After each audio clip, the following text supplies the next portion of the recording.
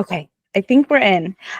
Well, thank you all so much for being here. Welcome back to the Calm Bomb podcast. I'm your host, Raquel Sands, holistic career and business coach for progressive millennials. This is our first guest of season 2. I'm so excited. I'm joined by a business mentor, guide, entrepreneur, Ahara. I'm going to give a brief introduction and then we'll hop into some of the questions. Ahara is the inventor of the creator types, a personality profiling system that is based on the natural structure and shape of the human body. The 12 creator types reflect states of nature, river, tree, lava, to name a few, which are mirrored in specific physical features and patterns of energy flow.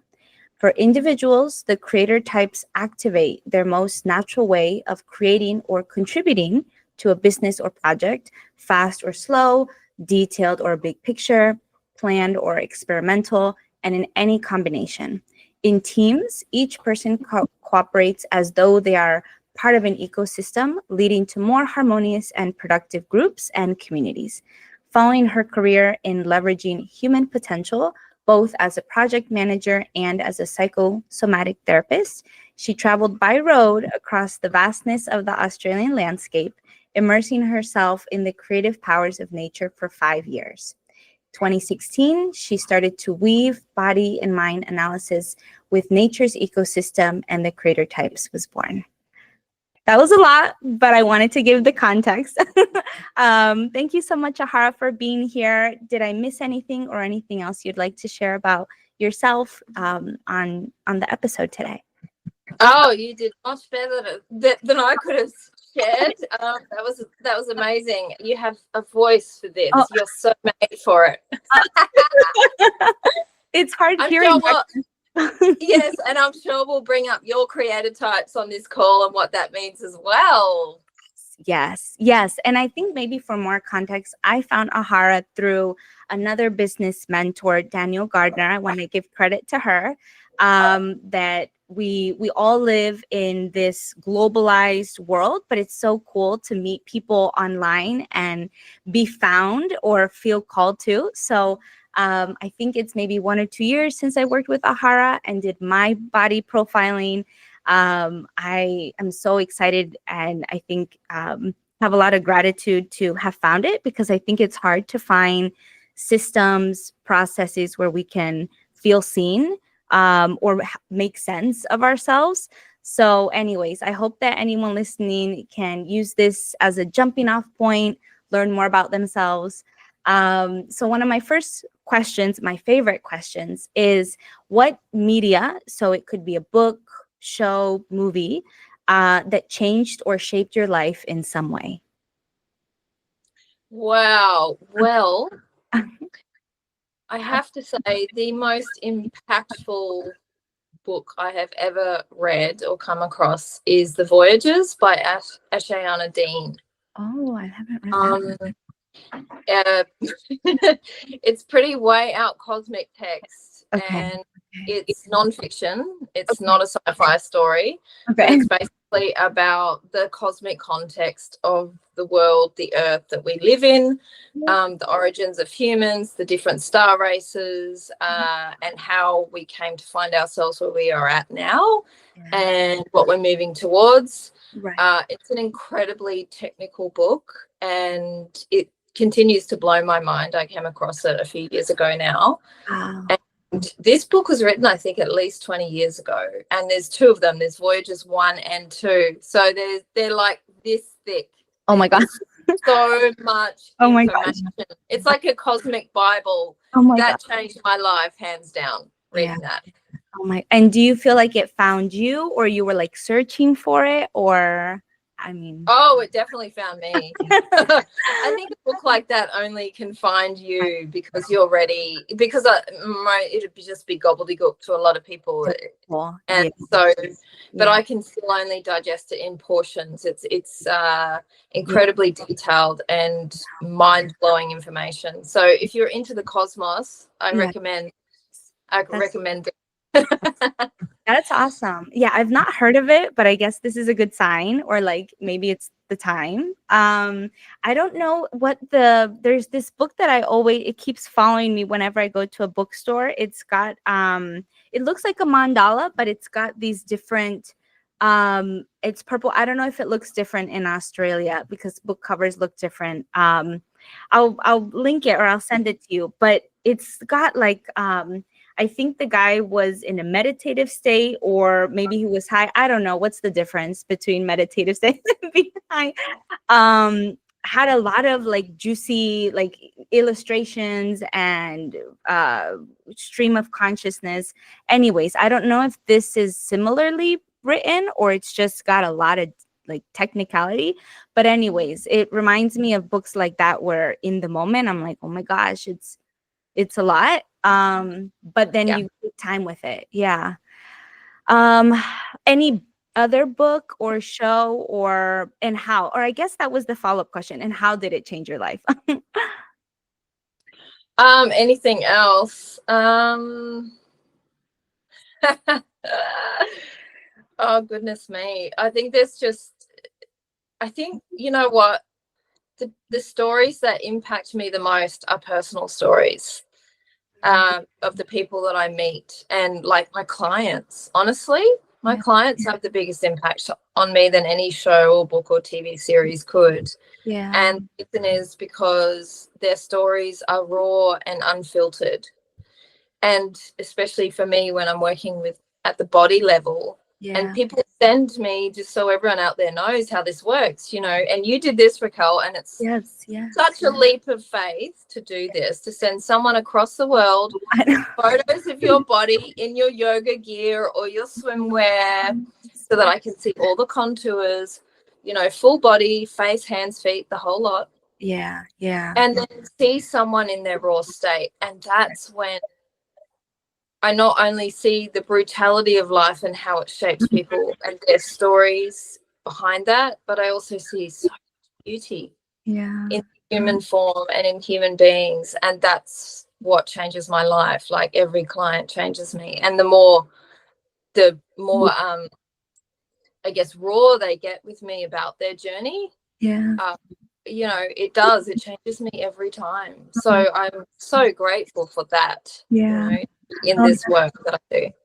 Yeah, no, that's beautiful. And thank you. Maybe I don't want to kind of go behind the curtains unless it's okay, but of course it's okay. Okay. That's my job.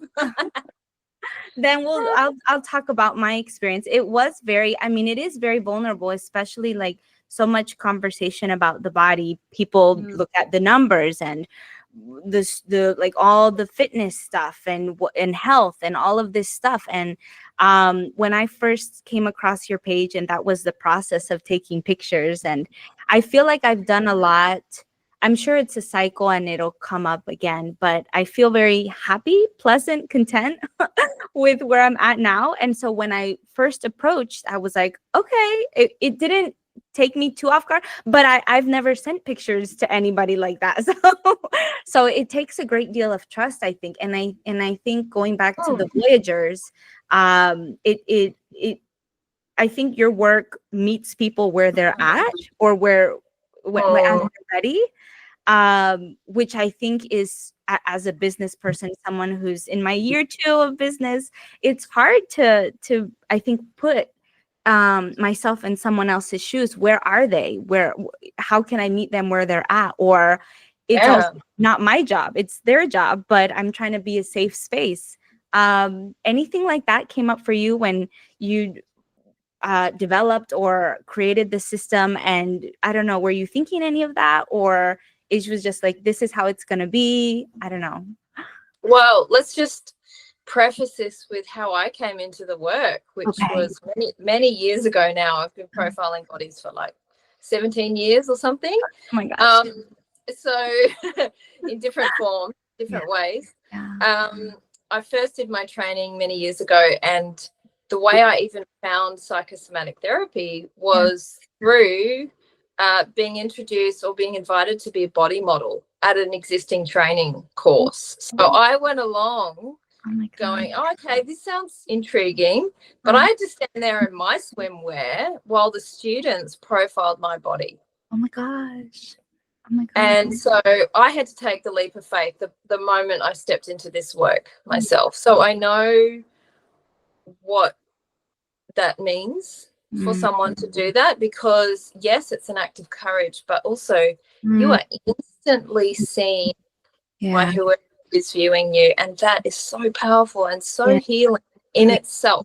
Because you're being seen for the whole self, no facade, you know, no accolades, no like nothing that you could speak out of your mouth. Your body is doing all the talking.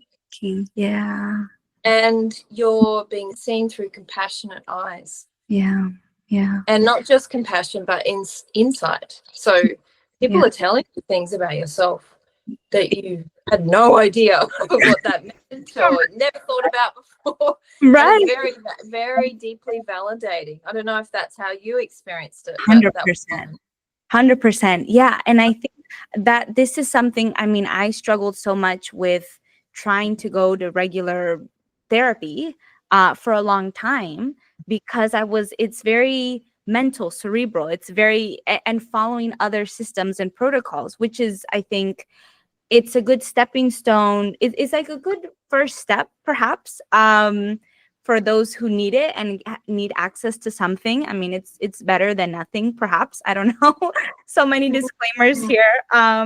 But nothing really landed for me. And we talked a little bit about astrology when I last spoke with you, and all the different other profiling systems, ways out there. And the body, I mean, I think you said that there's you always have it, and it doesn't lie, and it's real. It's not about what system or math equation. It feels all the more grounded. So for me, I felt so validated. I think after that first session, I was like, oh my gosh. Well, we'll just spoil it, and then I guess we can talk a little. Yeah. So so it turns out I'm lava, ocean, mountain, and snow, and we can speak a little bit to that. But I think for me, when I even hear those words, I was like, oh, what does it mean to be lava, or what does it mean to be ocean? And I also like that it is using nature and ecosystems, because it makes it all the more accessible and poetic. Things don't need to be literal, or also language being a factor for people who, I don't know, might come across in different parts of the world. It's like, wow, all of these other nuances come. So I don't know. I just wanted to validate all of that, because that was a real experience for me when I went through. Yeah. And I think this is where the body meets nature, because we are nature, right? So it really, when I traveled for 5 years, seeing these beautiful landscapes, like I was so in awe every day with where I was, and being able to get off the beaten track. I was out of cities, and Australia is very, very vast. It's a big country, and there's a lot of open space. And so you can get away from people, and, you know, we've got a small population here relative to other places. And so the immersion in nature was so powerful for me. In my own self and my own body, I felt so connected. And then I just started to see bodies through that lens.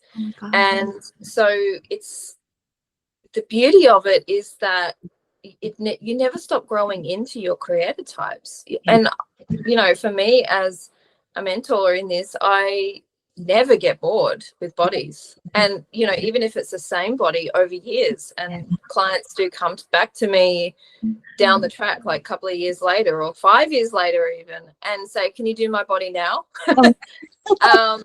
And so, you know, the creator types are based on bones, on the bone dimension. So you generally don't change your bone dimensions, but it's possible, but generally not.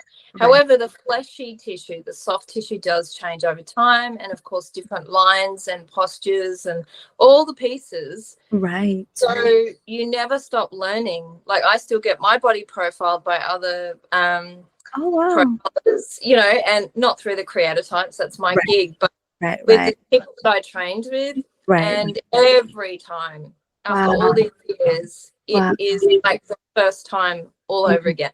Yeah. It's incredible. It never ever gets boring. There's so many layers. I love it. Yes. And that just reminded me of, I think I heard somewhere where a masseuse can't massage themselves. Like we can't perform our own healing. So I think that's spot on too. It's like I could try. I mean, maybe I could see myself, but I'm also biased. I'm too close to the mirror. So I need another set of eyes to help me see my blind spots or see things I'm not seeing in general. And that insight. So yeah, I think that's really cool and necessary. Necessary. Yeah. Yeah. Yeah. And the layers in nature too, you know, where no matter where you live, there's always more to experience in the different nature states of tree and sun and sky, you know, all these parts of us that are reflected back to us. The layers never end. And it really hit me recently because I finished my first book. Oh my gosh. The creator types, which I've been writing for 7 years now. Wow. Finally finished that literally this month. Oh my God. And in finishing it, I went, oh my God, this is such a living book because nature is living. So I couldn't, it's not possible to capture all the states of lava and all the magic of lava. It's just like, even since I've finished it and sent it off to the printer, there's all these other layers of, oh, I could have said this and I could have said that, because it never stops. Like this work, it never stops. So I'm always in that flow, that generative flow of, oh, more insights, more layers. Maybe that's because I'm lava, you know. I know. There's always more we can go. Yeah.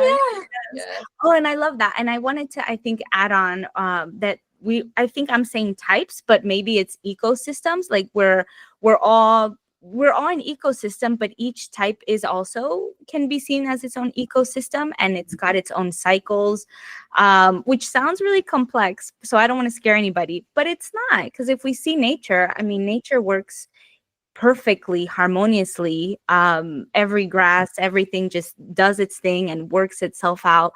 So I really like that, because I think that's maybe part of where I'm at now with my journey is, okay, I remember when I first kind of started digesting, I was like, okay, I'm these types, kind of using that framework from other types.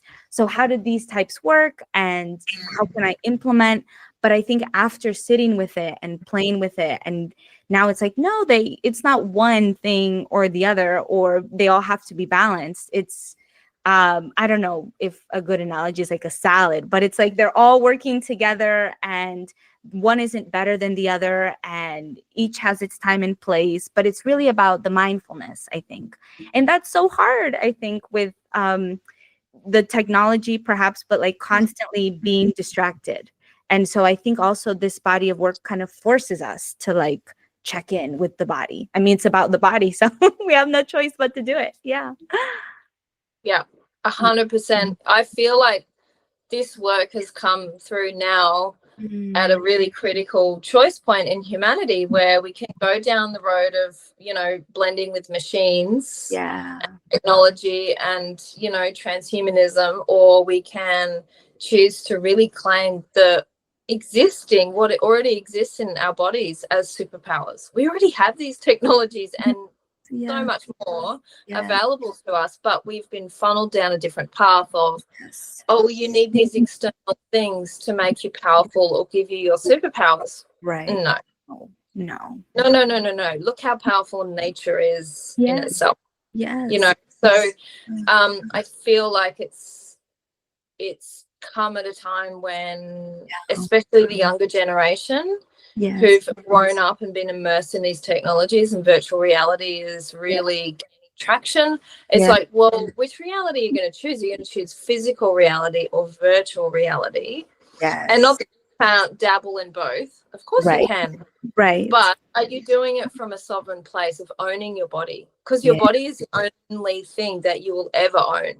Yes. Yet we are distracted by all these other things that we can buy and acquire. No, right. But this is all we have. This is what we die with, we come in with. That's it. That's right. That's so right. And that, oh my gosh, there's a lot of things that I feel like my brain, and maybe this is the lava part or the snow, I don't know. But I pick up a lot of things, both, and I'm just like, where do we go from here? There's so much. But I think the thing I really want to say in this moment is that's a lot of that is what I've been juggling with. I've had such a hard time with social media in general, as a person, as someone with business, because it's another funnel. And I'm like, but maybe if I am the voice for a counter culture, or like a different way, then it might be useful for me to have this podcast and be on a social media of my choosing with a certain distance, with certain parameters, so I'm not wearing myself out. But I don't know if you have any how do you handle the duality, or the in and out, the in between? Any suggestions? That was one of my questions, but I just want to put it in there now. Suggestions for, I guess, navigating this, or for the people who aren't ready or don't feel ready. I don't know. Any suggestions at all? So I started my business. When I left my career, I was a project manager for 10 years. Okay. Wow. Okay. And I managed IT systems. And when I left, I had this ridiculous notion that I would just quit and then just jump into a business, and it would just be like just as easy as my career. You know, you've got a job, you start getting paid from day one. You know, but it took me 6 weeks to unravel from my career and that identity to even get any sense of where to start a business, right? However, it was around that time that I went traveling. Oh. And I had to use technology and Wi-Fi wherever I could get it to run my business, to see clients. And I relied on social media. And so that was early days. That was like 11, 12 years ago now. Okay. Wow. And so I was really grateful for social media at that time. So I used Facebook ads, and I did I had a Facebook group, I did Facebook Lives, and it really did give me a lot of traction. Okay. And then 2020 came. Oh, I know. I know. Yeah. And I literally I was dead in my tracks, because I feel like I got a preview of what was coming with tech. Okay. In the next 10 years. And wow, if I want my work to be relevant in 10 years' time, I completely change my approach here.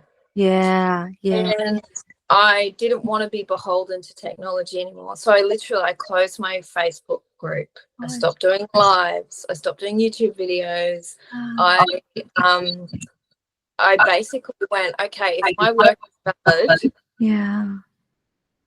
and valuable, it's going to fly by word of mouth. And so even though I didn't delete my channels, I did delete my Facebook account, but I kept my YouTube and I kept my Instagram, but I just went, okay, let's just see if the proof is in the pudding, right? Like, people will talk when they find something of value.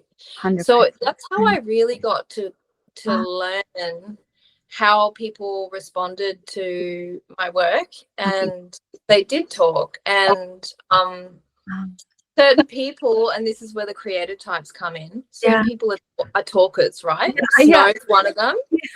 Whirlwind's another one. You know, suns and so people who when they get excited about something, they want to share it.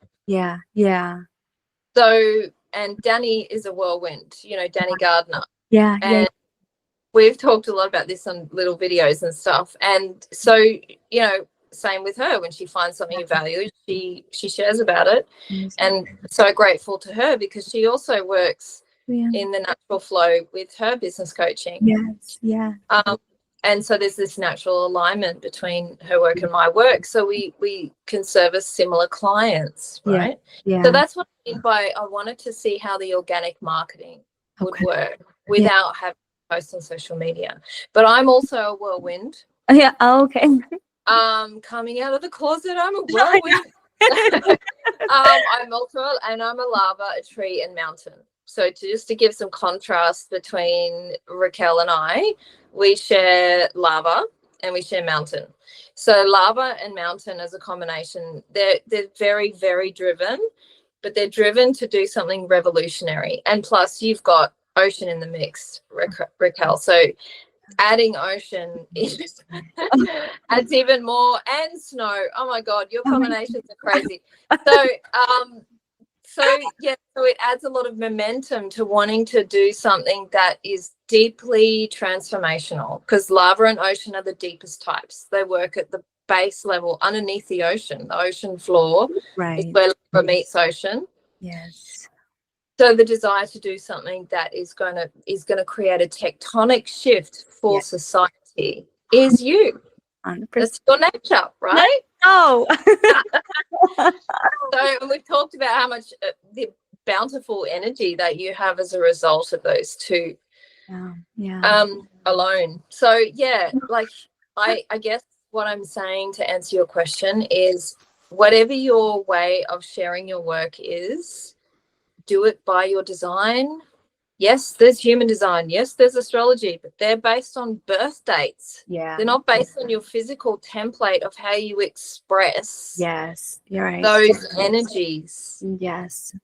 So, and that might surprise you given your astrology and your human design, you know, the contrast of, oh, I'm working with this template, but I've got so much water in my soul chart. I know.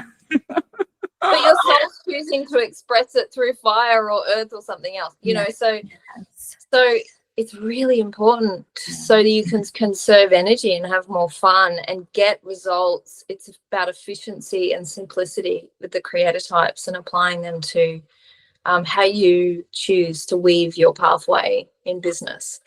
100%. Oh my gosh, thank you for all that. And I will just say that's something, word of mouth, that's how my business has been working. And I'm like, so then why am I on social media? But I'm still new, so I'm like, I'm gonna try. And maybe that's the snow is like, let's try, let's play, let's have fun. I also like experimenting, but I think that's really being in tune and using I think people call it intuition, or I have a feeling in my gut, I don't know, but being able to use that to guide us in small and big decisions. And I think that's scary for maybe some people. But kind of going back to the astrology or things, but this is my archetype, or Leo, Cancer, whoever is supposed to use like this right brain, left brain thing. Yep. You know? Yeah. But I love that about the body, that the body is honest. It tells you rest, move forward, do this, do that. If you're listening to your hunger cues, or if you feel really energized to do something. Going back to my lava and the ocean type, I used to really struggle with the corporate, and I still struggle with the corporate system, because it makes no damn sense. Like nothing is meaningful there. I'm not motivated by money. I'm not there to check off a box. And even if I did, the efforts that are put in there nothing comes of fruition. There's nothing deep about it. And so I struggled with that for a long time, because then we have to reckon or reconcile both, reckon with and reconcile with society and paying bills. And so it's like working with the body to work with the system, taking small steps, taking big steps. Any suggestions there as far as how can people feel more in tune with their body, perhaps, or feel more comfortable with their body? Maybe that's the first step for some people. I don't know. Wow, big question. One of the shortcuts I've found is to immerse yourself in nature as often as possible, as much as possible. Okay. Yeah. Because the body just starts to feel at home in nature. Yeah. Yeah.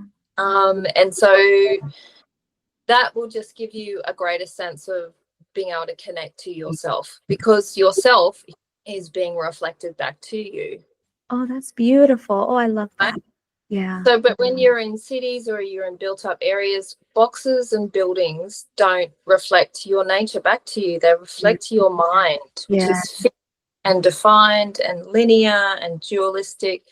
So being in nature, it's about feeling the organized chaos and the beauty of it. you know, of what that feels like Yeah. in yourself. And that is who we are as human beings. And so when we connect to that, we get answers, we get our intuition kicks in, you know. And what you said before was perfect, because if something's fun, that's your real nature coming through. Yeah. So if you're having fun on social media, whatever it looks like genuinely having fun, you're not addicted. Right. Yeah. not addiction fun. If you're having fun, then that's your guidepost, you know. And so because it's alive and it's spontaneous and it's really following your flow. Yeah. When it feels like a drag or it feels like an obligation, Yeah. stop. Yeah. Like literally just stop and see what happens. And just experiment with that. Yes. Oh, I love that. Yeah, because that word right there, obligation, for me, you know, I'm gonna try to marry these two concepts, because again, my mind is like, oh, all over the place. But right now we're in January, and I'm in the United States. I'm in DC. So it's winter season, it's dark, it gets dark early. We also do daylight savings time. And there's this energy always, astrology. Well, I don't know if astrology, but the Gregorian calendar, whatever's like January, New Year, start. But it's dark and bears are hibernating and nobody has energy to do anything. And so I think part of it, what I'm trying to say, is making peace with that weird, already the weirdness that's happening, that society puts this thing on us, but our bodies fight against that. And nature will not be beholden to whatever society constructs. So I just say that because I just want to throw that reminder out there that it's not New Year's or what. I mean, it is in our calendar, but it's not perhaps in the body. And I'm really using this time to not obligate myself to do things a certain way, but to rest and eat what I want. And sometimes that's hard because with mainstream, it's a lot of unpacking, I think, that the mind has to do. And it's hard. I'm not going to lie. It's hard, but it's good work. I mean, it's meaningful work because it's ours, and we have something that we can own, talking about the ownership again. And that can create physical, mental, emotional, like all sorts of changes, internal and external, once we start doing this work. So I don't know. I just went on a whole spiel, but yeah, I just wanted to comment on that. I concur, because the most natural way to start a year is in spring. Yeah.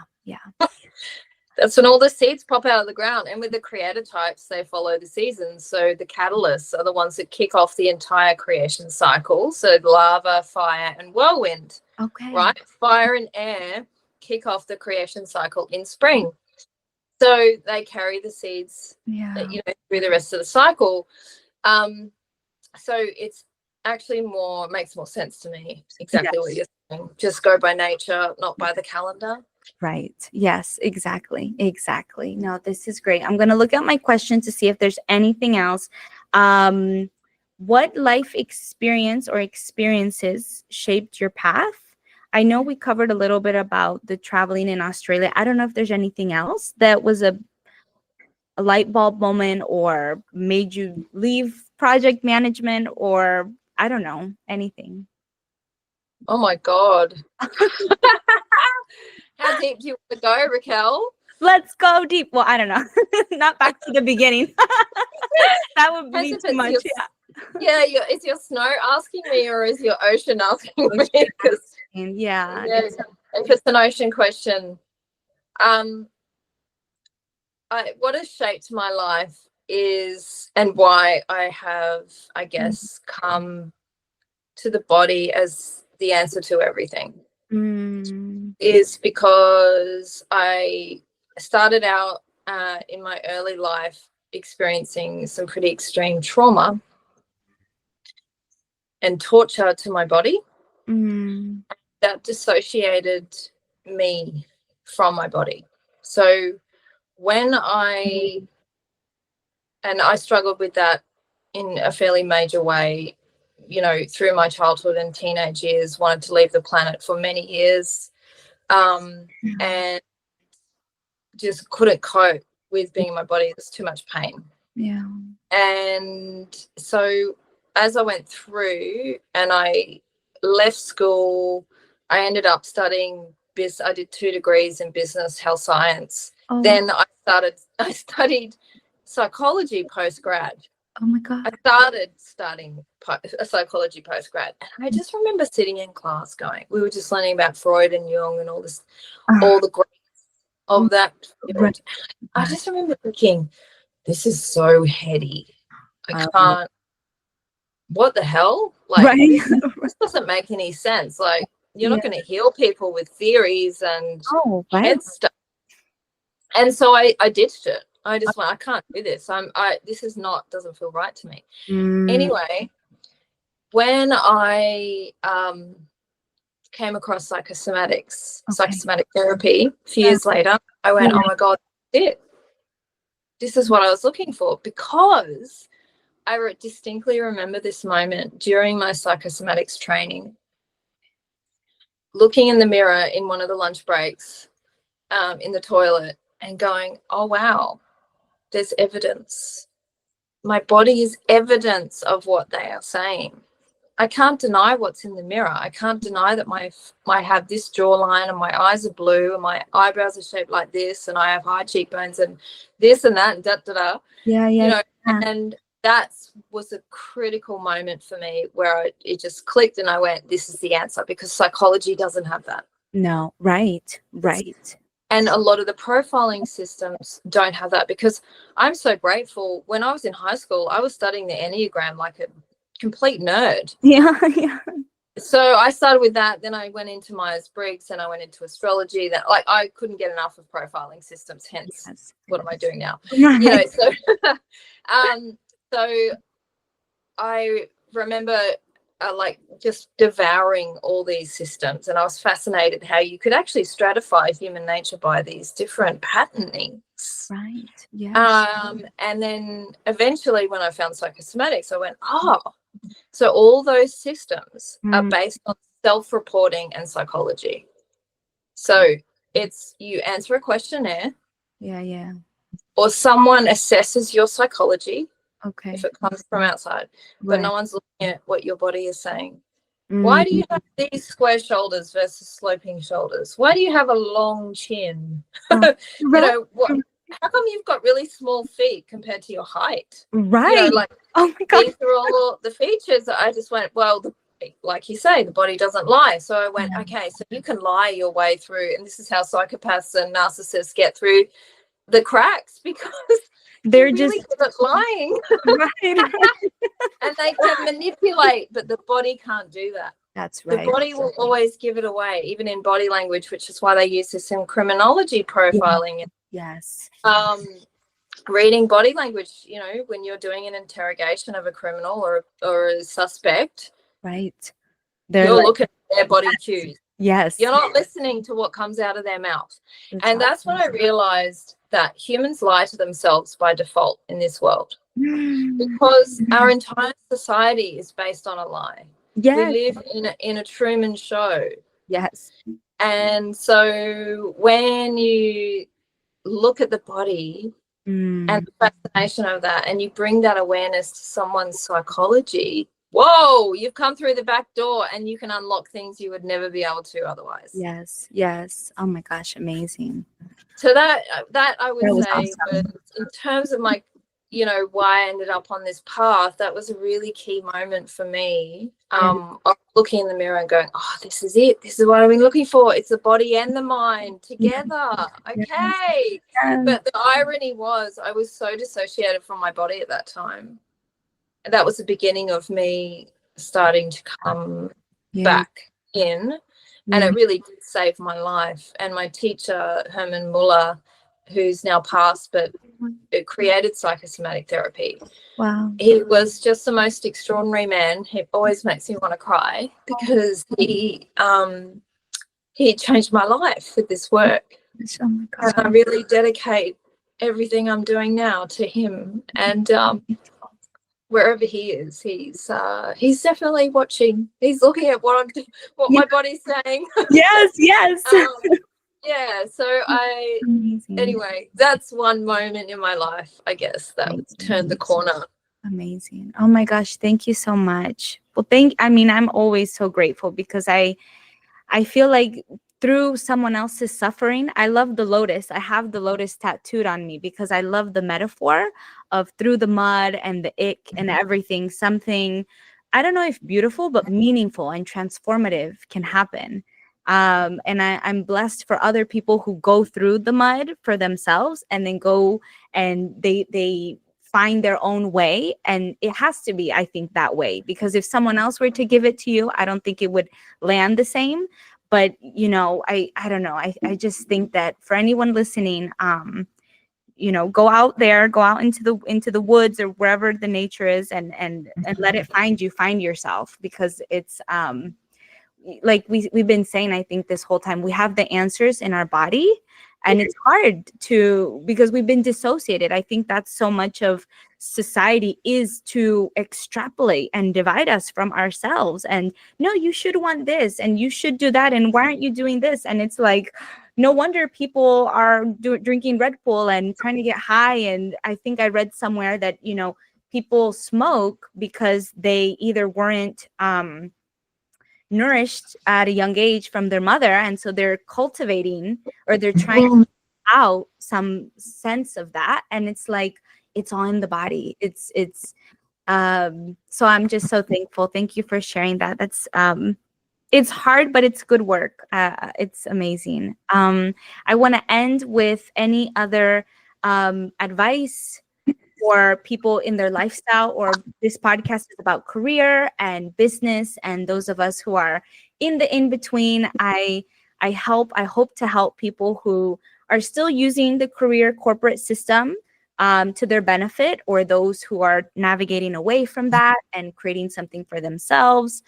The in between, like myself, I'm doing both right now. I'm trying to get out of one thing and officially into another. But any other advice that, as you've walked, I think both, or for this new year, I don't know, any advice that you would give, or insight at all? Yeah, that would be great. Well, I feel to speak to the people who are wondering what their purpose is, because for years and years, while I was in a corporate job, I was like, there's got to be more than this. Like, what's my purpose? And I used to, like, it was such a serious call out to the universe, and I'd pray, going, to the Great Spirit, and say, can you please show me my purpose? Yeah. Of course, if you go high enough, there is no purpose. We're all in a cosmic joke, right? Yeah.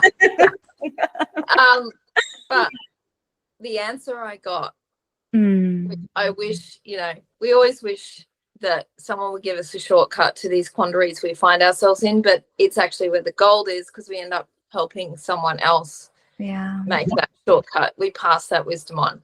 Yeah. I wish someone had said to me, the purpose is in your body, in the structure and the shape of your body. That's why you're here, to express through that. And that's your guidance system. Yeah. Stop looking outside. Yes. Stop looking at your body through a superficial lens. Yes. And see what it is really saying. Yeah. And that's where I got my answer. So yeah, I would love to shortcut that for people. For sure, because it went on for years for me, asking that same question.